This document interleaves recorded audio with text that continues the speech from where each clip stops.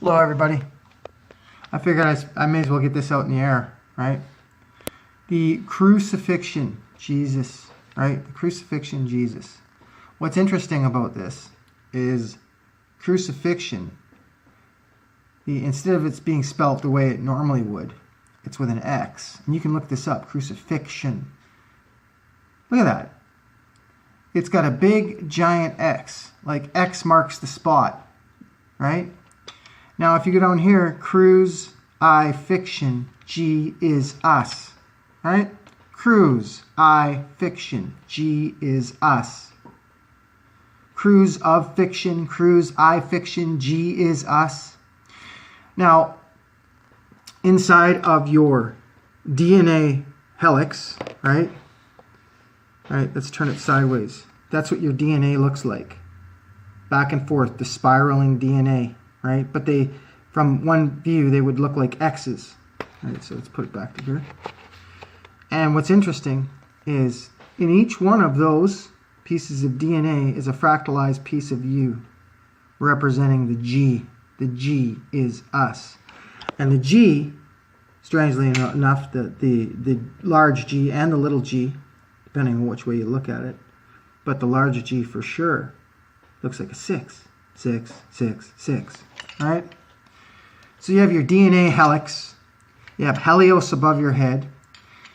And the first thing that happened when you were born, right, by the doctor, and the first thing that they did, right, you were held as a baby. It's the first thing your mom did. She grabbed you and she held you. The doctor grabbed you and he held you, right? We were held into this world. 6 protons, 6 neutrons, 6 electrons in a carbon 666 meat pack. I mean, how much more obvious do you have to be? Now, what was interesting was over here, I did the numerical ascending value of numbers in the alphabet. I've got A all the way to Z, right? A being 1, M being 13, and Z being 26. What's fascinating, and should be fascinating to everyone, because there are no coincidences here, there is none, is the word computer. C, if you look over here, is 3. O, if you look over here, is 15, right? So you add it up in ascending value, 13, 16, 21, 25, 15, and you get the number 111, 111. Man in the Bible is given the number 6. That is the representation of man in your Bible. If you multiply the number of man by the number of the word computer, you get 666. There are no coincidences. None. Now, let's go over to here. Let's look at refraction, reflection, all that shit. Any word that they want to use. Okay? All these brainiacs out there are talking about the Chicago skyline, right? They're saying it's a refraction, it's a reflection. It's you're seeing from the other side, it's shooting up, it's a superior mirage.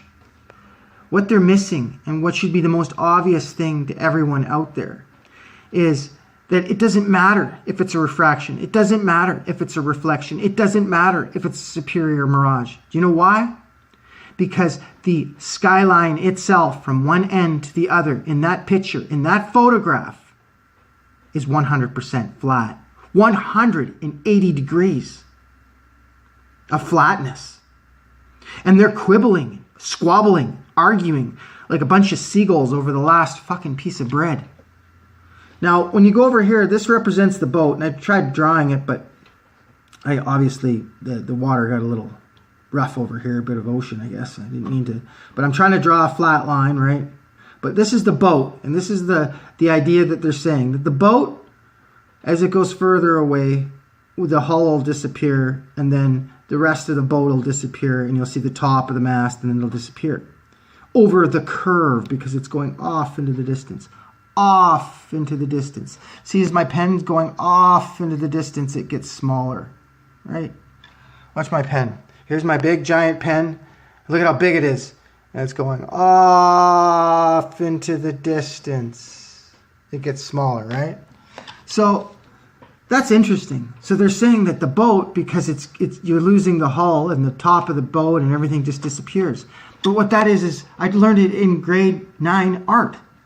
It's the law of perspective, you know. It's angular resolution. Like you learn that in camera, in using a camera. And what's interesting to me is they're going on about how this boat is going over the horizon, and that's proof, when right in front of them, again, 24/7, they are completely disregarding the entire flat horizon that's to the left and the right of the boat, and only concentrating on the curve of the boat, of the water. So it only curves forward and back. It doesn't curve left and right. If it's on a ball, it has to curve forward, backwards, left, and right. So when you see the horizon left and right flat, that is your evidence that it clearly isn't curving off into the distance. And perspective is what's happening there. So when you look at any horizon of any ocean, of any lake, it doesn't matter. If you think it's going over the hump, over this back of the ball, and you can't understand to the left and the right is completely straight, and if it's a ball, it has to be curved in all directions, then you are clearly retarded and in the land of the dead for good reason.